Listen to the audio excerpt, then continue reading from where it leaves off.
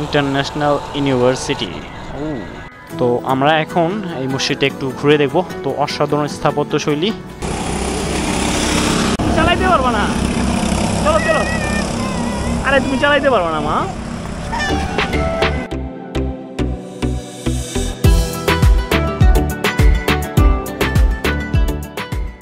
তো আসসালামু আলাইকুম ডিয়ার ভিউয়ার, সম্পূর্ণ নতুন একটি ভিডিওতে আপনাদেরকে স্বাগতম। তো অনেকদিন পরে আজকে আমরা আবার মোটো ব্লগ করতে যাচ্ছি।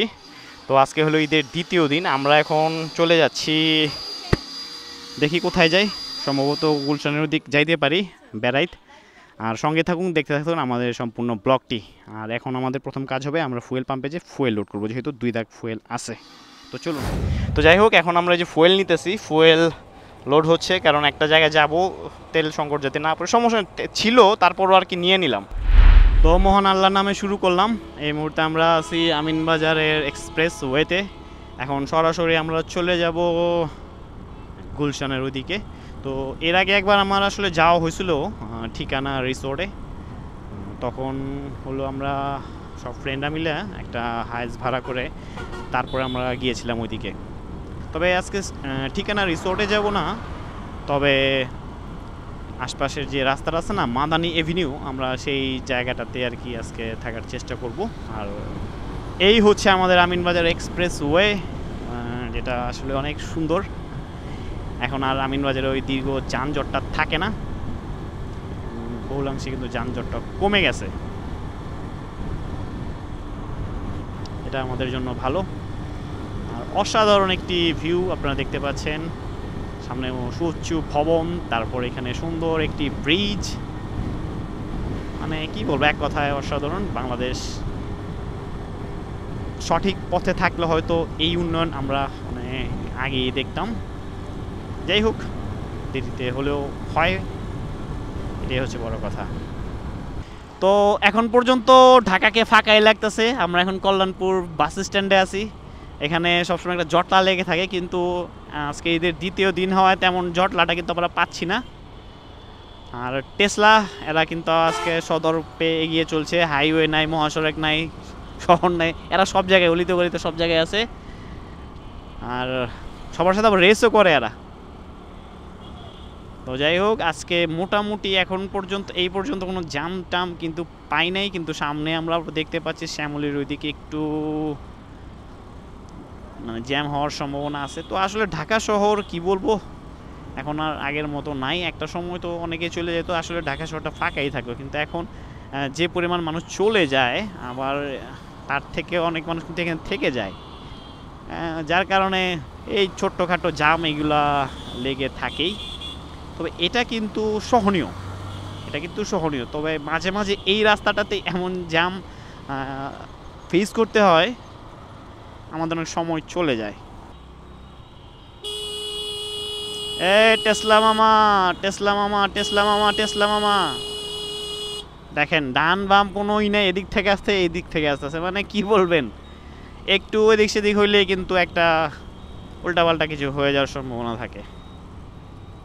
তো মোটামুটি আমরা এখন পর্যন্ত বিজয় সরণি পর্যন্ত রাস্তা একদম ফাঁকাই পাইছি, কোনো যানজট নাই। এইটুক যানজট আসলে কোনো ব্যাপারই না। সবসময় যদি ঢাকাটা এইরকম থাকতো, তাহলে হয়তো আমাদের ঢাকার মানুষের এত মানে কষ্ট ভোগান্তি পোহাতে হতো না।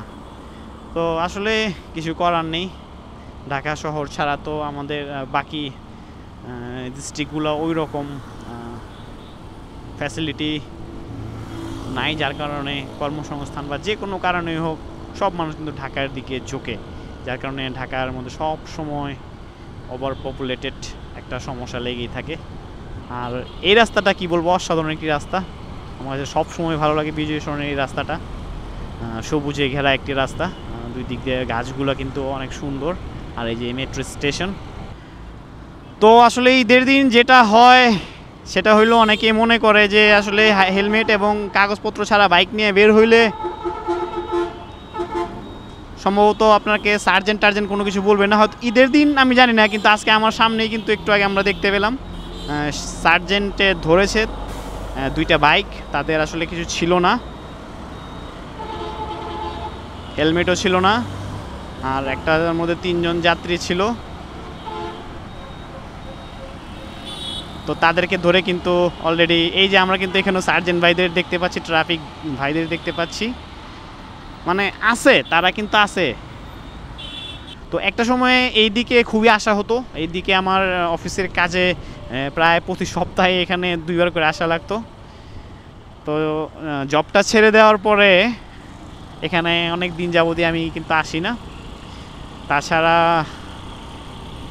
আর এই রাস্তাটা গিয়ে অনেক স্মৃতি রয়েছে। আমি যখন অনার্সের পরীক্ষা দিতে আসতাম তিতুমির কলেজে, তখন বেশ ভালো লাগতো। অনেক পরীক্ষা দেওয়ার অনেকক্ষণ আগে এখানে চলে আসতাম, আর এসে এখানে আড্ডা টাড্ডা দিতাম। আর এই সেই তিতুমির কলেজ, আমি এখানে প্রায় আমার অনার্সের 2টা পরীক্ষা কিন্তু আমি এখানে দিয়েছি। এখন তিতুমির বিশ্ববিদ্যালয়ের দাবিতে কিন্তু অনেক আন্দোলন এখানে হয়েছে এই রাস্তাটাতে।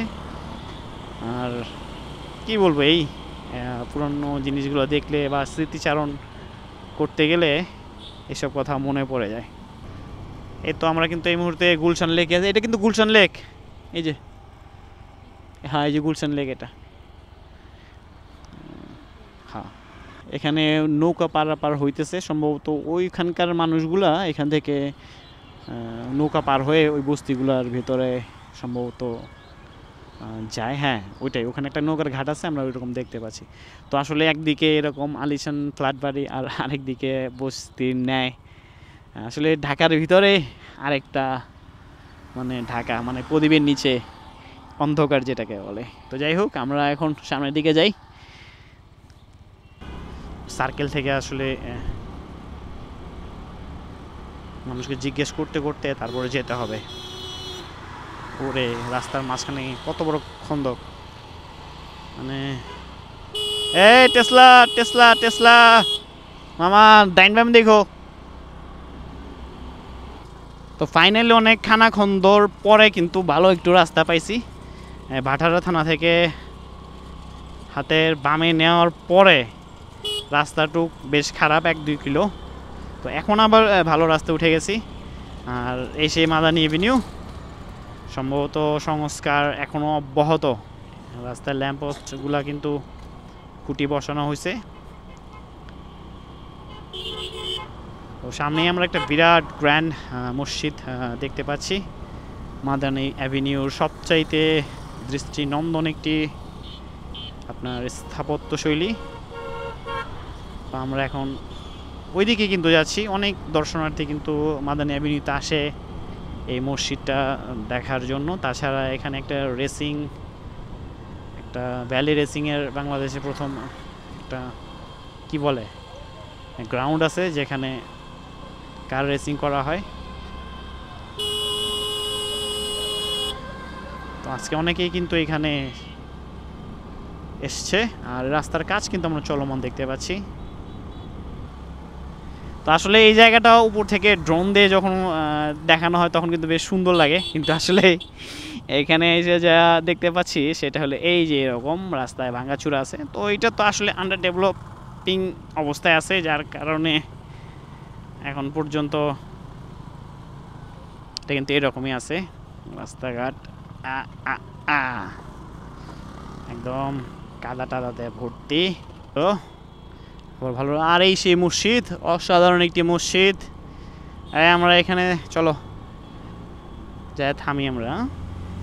আর এই তো নওরি বাবা দাঁড়াও, এই ও একটু আগে কিন্তু ঘুমাচ্ছিল, কিন্তু এখন হলো ঘুম থেকে উঠে গেছে। এখন উঠে দেখে কোথায় চলে আসছে। তুমি কোথায় চলে আসছো আম্মু? তো এই সে মসজিদ, আমরা কিন্তু মসজিদের সামনেই কিন্তু আছি।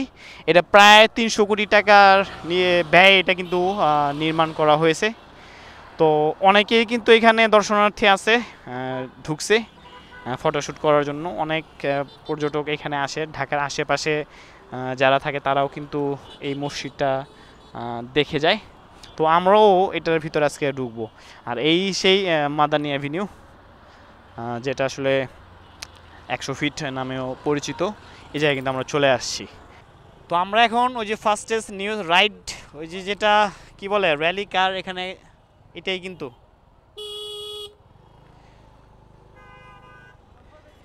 এই যে গো কার্ট, যেটা এখান দিয়ে আর কি আপনার করা হয়। আমরা এর আগে এখানে একবার আসছিলাম, তবে এখানে নামি নেই আমরা।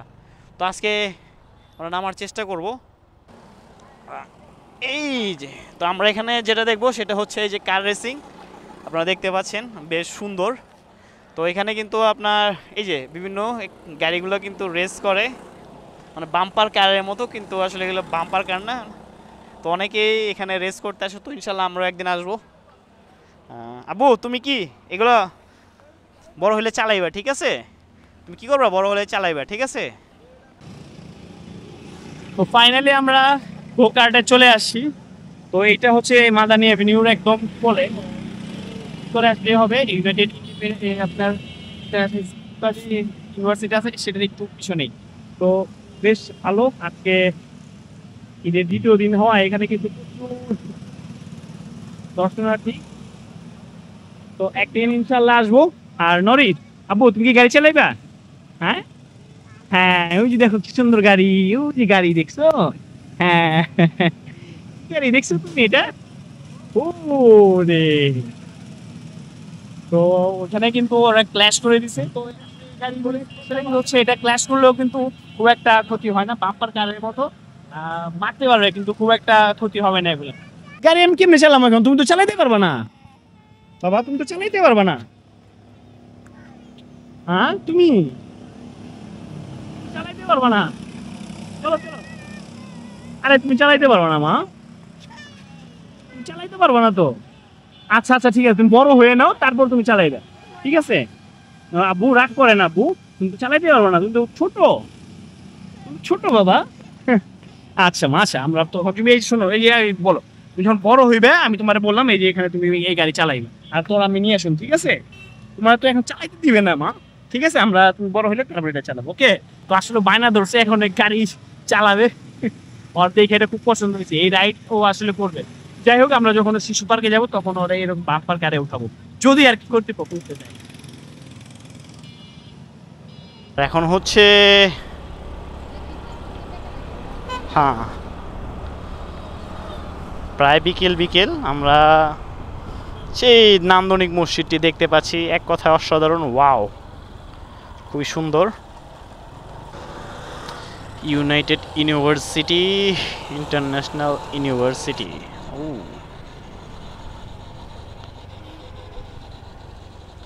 তো এখান থেকে আসলে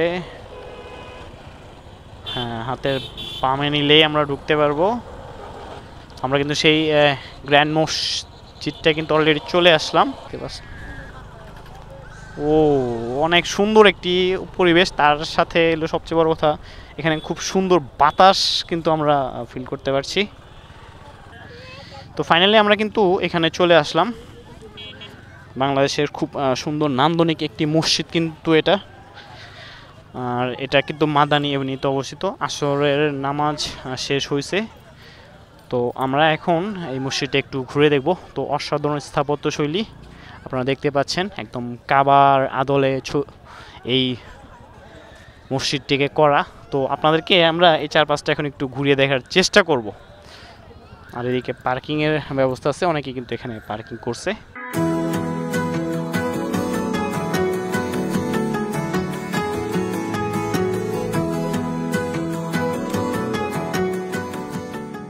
তো ফাইনালি কিন্তু আমরা সেই মসজিদটায় কিন্তু চলে আসি, আপনারা দেখতে পাচ্ছেন আমার পেছনে একদম কাবা শরীফের আদলে এই মসজিদটা কিন্তু করা হয়েছে। এই মসজিদটা কিন্তু অনেক এক্সপেন্সিভ একটি মসজিদ, এটার নির্মাণ ব্যয় কিন্তু প্রায় 300 কোটি টাকার উপরে কিন্তু আপনার হয়েছে।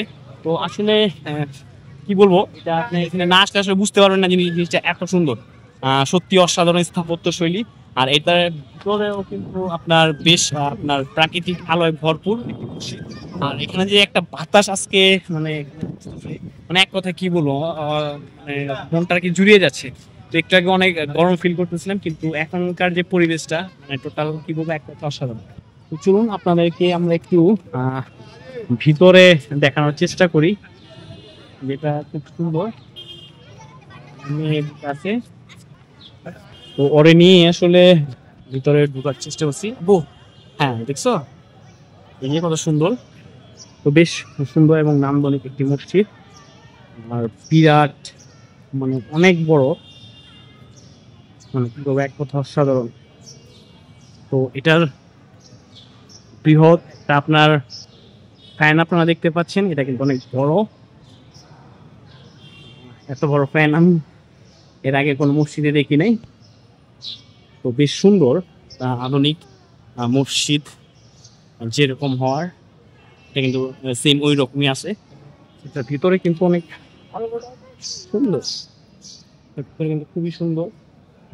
আমরা যেটা দেখতে পাচ্ছি এটা বেশ সুন্দর।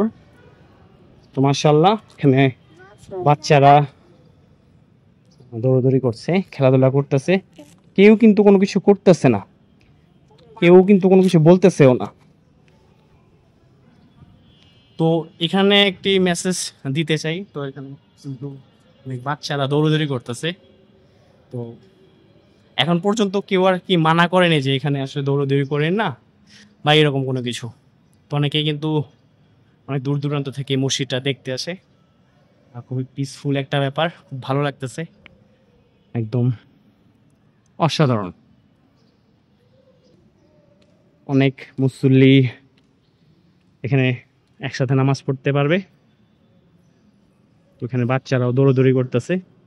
তো আমি জানি না এলাকার মসজিদ হইলে আমাদের মসজিদ কমিটি কি বলতো না বলতো। তো মসজিদ কমিটি কি বলতো না বলতো জানি না, তবে এইখানকার কমিটি এখন পর্যন্ত আমাদের বাধা দেয়নি। আমি জানি না এর পরবর্তীতে তারা বাধা দেয় কিনা। তো এখানে অনেক বাচ্চারা কিন্তু ছোটাছুটি করতেছে, এই যে বাচ্চারা ছোটাছুটি করতেছে। তোমার কাছে কেমন লাগতেছে? হ্যাঁ, ভালো লাগতেছে। আর এই যে হ্যাঁ আমাদের নরি আব্বু, হ্যাঁ মাশাআল্লাহ। হ্যাঁ এই যে অনেক বাচ্চারা এখানে খেলাধুলা করতেছে। হ্যাঁ এই যে অনেক বাচ্চারা খেলাধুলা করতেছে, সুন্দর। এখানে কিন্তু প্রাকৃতিক আলোর একটা কিন্তু ব্যাপার আছে, দেখতে পাচ্ছেন, বেশ নান্দনিক।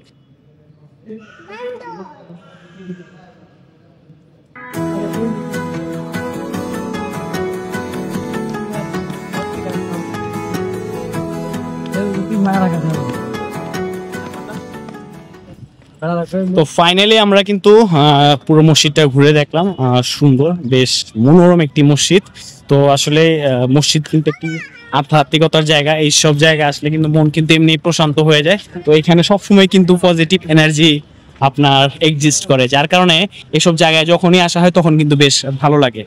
তো যাই হোক, এই হচ্ছে আজকের মূলত ভিডিওটি। তো ভিডিওটি কেমন লাগলো সেটা আমাদের অবশ্যই কমেন্ট করে জানাবেন। আর এইরকম নিয়মিত ভিডিও দেখতে চাইলে অবশ্যই আমাদের চ্যানেলটিকে সাবস্ক্রাইব করবেন। আর যারা এই ভিডিওটি ফেসবুক পেজে দেখতেছেন তারা অবশ্যই আমাদের পেজটিকে ফলো দিয়ে রাখবেন। তো দেখা হচ্ছে নেক্সট কোনো এপিসোডে। সেই পর্যন্ত সকলে কিন্তু ভালো থাকবেন। ধন্যবাদ।